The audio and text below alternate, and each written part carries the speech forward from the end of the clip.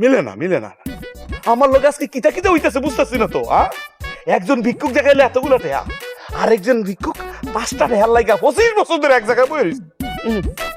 মিলে না আম্বানি ফকির, আম্বানি আপা মিলাই যান, আম্বানি আপা আমারে মিলাই যান। মেলে না কুন্দিরা সারা শব্দ না মেলে না। রফিক সাহেব আসসালামু আলাইকুম। ধন্যবাদ আপনি যে ফোনটা ধরছুন। সাফ নাই, কোনো সাফ নাই।